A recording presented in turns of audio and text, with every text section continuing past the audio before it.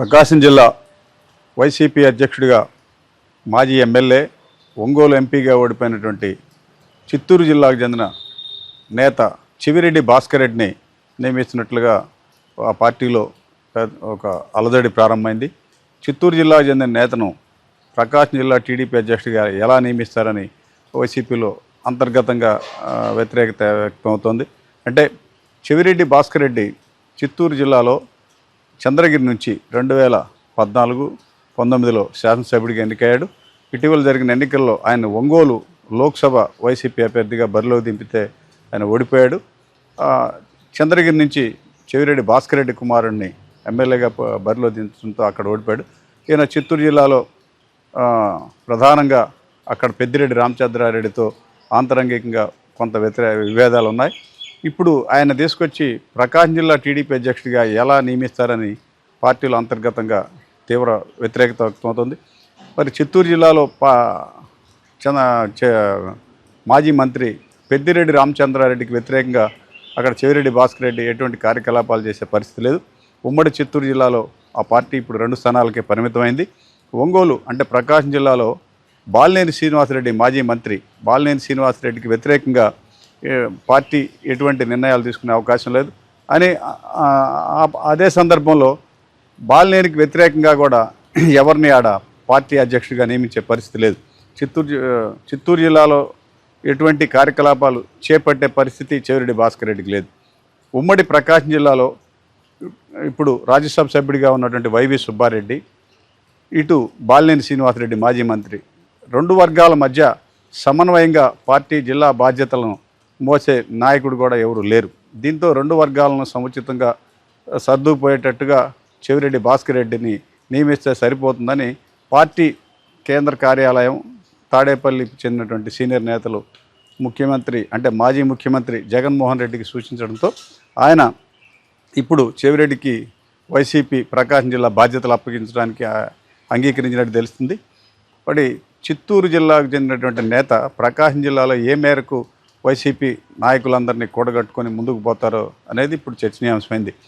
ఈ సునామీ అంటే ఇప్పుడు రాష్ట్ర వ్యాప్తంగా దోలినటువంటి సునామీలో కూడా ఉమ్మడి ప్రకాశం జిల్లాలో 2 స్థానాల్లో వైసీపీ గెలుపొందింది. దర్శి, ఎర్రగొండపాలెం ఆ 2 స్థానాల్లో వైసీపీ అభ్యర్థులు గెలుపొందారు. అంటే ఉమ్మడి ప్రకాశం పరిధిలోని ఒంగోలు లోక్సభ పరిధిలో ఈ 2 స్థానాలని వైసీపీ గెలుపొందింది. ఇప్పుడున్న పరిస్థితిలో ఉమ్మడి ప్రకాశం జిల్లాలో నేతలందరినీ కలుపుపోయే విధంగా చివిరెడ్డి భాస్కర్ రెడ్డి అంటే అక్కడ ఎంపీగా పోటీ చేసి ఓడిపోవడం వల్ల ఆ 7 అసెంబ్లీ నియోజకవర్గాల్లో వైకాపా నేతలతో ఉన్న పరిచయాలను దృష్టిలో పెట్టుకొని కొంతమేరకు పార్టీని నడుపుతారనే ఉద్దేశంతో చివిరెడ్డి భాస్కర్ రెడ్డి అధ్యక్షుడిగా నియమించినట్టు తెలిసింది.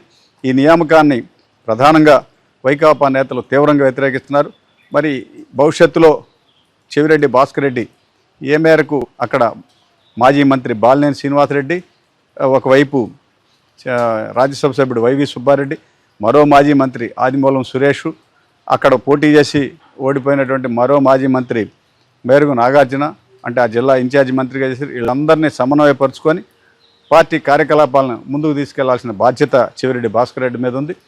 భాస్కర్ రెడ్డి నియామకాన్ని వైకాపా నేతలు ఇప్పుడు వ్యతిరేకించకపోయినా కూడా ఏ మేరకు వాళ్ళకి సహకరిస్తారనేది వేచి చూడాలి.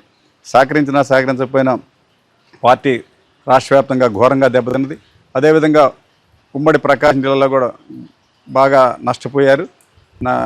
10 స్థానాల్లో వాళ్ళు ఓడిపోయారు. ఉన్నంతలో 2 స్థానాల్లో గెలుపొందడం వలన ఇప్పుడు ఉన్నంతలో ఆ పార్టీ 2 ఎమ్మెల్యేలు అంటే ఎర్రగొండపాలెం, దర్శి ఈ 2 స్థానాల్లో ఉన్న ఎమ్మెల్యేలు అటు జిల్లా పరిషత్తు చైర్మన్గా వైకాపా నేతలు ఉన్నారు. వీళ్ళందరినీ సమన్వయపరుచుకొని పార్టీకి పూర్వవైభవం తీసుకొచ్చే విధంగా చివిరెడ్డి భాస్కర్ రెడ్డి ఏ మేరకు విజయవంతం అవుతాడో వేచి చూడాల్సి ఉంది. మరోవైపు ఓటమి పాలైన నాయకులంతా కూడా తిరిగి మరి బాలినేని శ్రీనివాసరెడ్డి, వైవి సుబ్బారెడ్డి ఆధ్వర్యంలో చివిరెడ్డి భాస్కర్ రెడ్డికి ఏ మేరకు సహకరించి పార్టీని కొంత బలోపేతం చేస్తారనేది కాలం నిర్ణయించాల్సి ఉంది. మొత్తం మీద చిత్తూరు జిల్లాకు చెందిన నేతను తీసుకొచ్చి ఒంగోలు జిల్లాలో అంటే ఉమ్మడి ప్రకాశం జిల్లా వైకాపా అధ్యక్షుడిగా బాధ్యతలు అప్పగిస్తున్నారు. ఈ ప్రయోగం ఏ మేరకు విజయవంతం అవుతుందో వేచి చూడాలి. ఎన్నికల ముందు జగన్ శాసనసభ్యుల్ని పూర్తిగా నియోజకవర్గాలు మార్చారు. అటువంటి ప్రయోగం ప్రకాశం జిల్లాలో కూడా జరిగింది. ఎర్రగొండపాలెనికి చెందినటువంటి మాజీ మంత్రి ఆదిమూలం సురేష్ని కొండపిలో పెట్టారు.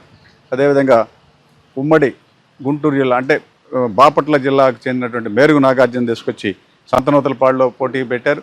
గిద్దలూరుకి చెందినటువంటి అన్నే రాంబాబుని తీసుకొచ్చి ఇక్కడ మార్కాపురంలో పోటీ పెట్టారు. ఈ విధంగా అభ్యర్థుల్ని విచ్చలవిడిగా మార్చి చేదు అనుభవాలు, చేదు ఫలితాలు చవి చూసినటువంటి వైకాపా నేతలు ఇప్పుడు పార్టీ అధ్యక్ష పదవి చెవిరెడ్డి భాస్కర్ రెడ్డికి ఇచ్చి మరో ప్రయోగం చేయబోతున్నారు.